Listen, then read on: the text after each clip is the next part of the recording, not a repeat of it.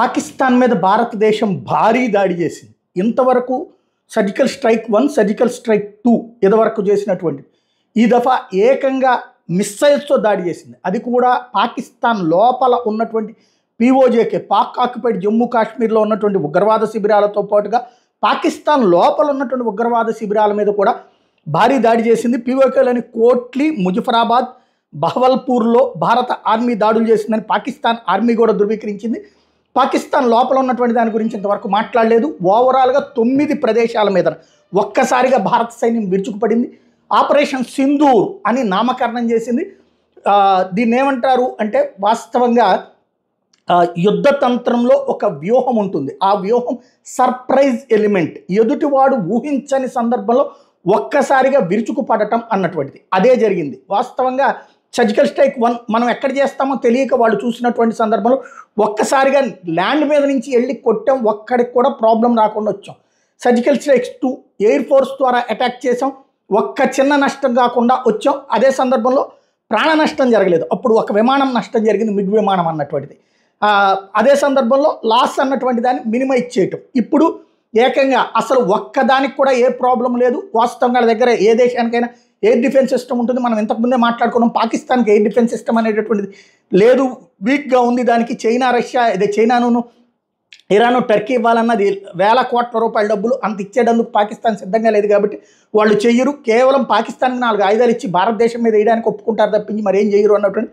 ఇప్పుడు అదే జరిగింది. వాళ్ళ దగ్గర ఎయిర్ డిఫెన్స్ సిస్టమ్ ఉండుంటే కనుక మన మిస్సైల్స్ వెళ్తున్న దారిలోనే కట్ చేసేటటువంటి అవకాశం ఉండేది. కానీ అది లేకపోవడం వల్ల నేరుగా పాకిస్తాన్ లోపల ఉన్నటువంటి ప్రాంతాలకు వెళ్ళింది. సర్ప్రైజ్ ఎలిమెంట్ అని ఎందుకు అన్నాను అంటే ఊహించలేదు ఈ ట్రిప్ అటాక్ జరిగేటటువంటిది. ఎందుకని భారతదేశం మొత్తంలో ఒక సర్క్యులర్ ఇచ్చారు నిన్ననే. అందరం ఇవాళ ఏమనుకున్నాం, ఎయిర్ డ్రిల్స్ చేస్తారని. ఎయిర్ డ్రిల్స్ కోసం అని చెప్పి ఇదే మన పబ్లిక్ అందరికీ డ్రిల్స్, సైన్యంతో యుద్ధం జరిగేటప్పుడు ఏదన్నా దాడులు జరిగితే ఎలాగ ఉండాలి, ఏం చేయాలి అన్నటువంటిది ప్రిపరేషన్ కోసం అని చెప్పేసి ఈరోజు దేశవ్యాప్తంగా అందరూ హోంశాఖ కార్యదర్శులతో నిన్న పొద్దున కూడా కాన్ఫరెన్స్ పెట్టారు, మొన్న అనౌన్స్ చేశారు. ఇక్కడ ఉన్న వాళ్ళందరినీ ప్రిపేర్ అవ్వమన్నారు. సాధారణంగా అది అయిన తర్వాత చేస్తుందని పాకిస్తాన్ అనుకుంది, అందుకని వాళ్ళు ప్రశాంతంగా కూర్చున్నారు. తీరా చూస్తే ఒక్కసారిగా విరుచుకుపడ్డటువంటి మిస్సైల్స్తో గిలగిల్లాడడం అన్నది పాకిస్తాన్ వంతైంది.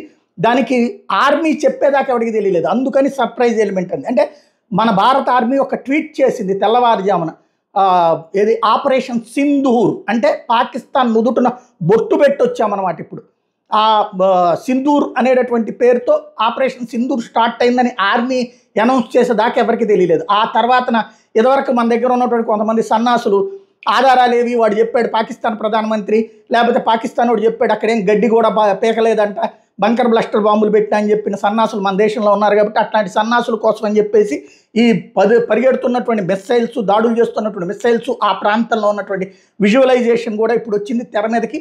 ఓవరాల్గా పాకిస్తాన్కి ఒక్క తిప్పుకోకుండా ఒక్కసారి వరుసగా చేసినటువంటి దాడులు అన్నటువంటిది ఆపరేషన్ సింధూర్. ఒరిజినల్గా చెప్పాలంటే యుద్ధం అనే కంటే దండయాత్ర అనాలి.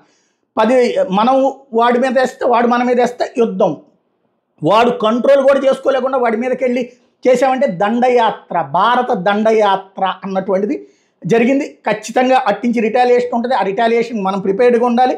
ముందు ఇప్పుడు ఇక దేశద్రోహులు బయటకు వస్తారు, సన్నాసులు బయటకు వస్తారు, వాళ్ళతో అంతర్గత యుద్ధం మనం చేయాల్సి ఉంటుంది. ప్రస్తుతం అయితే యుద్ధం ప్రారంభమైంది.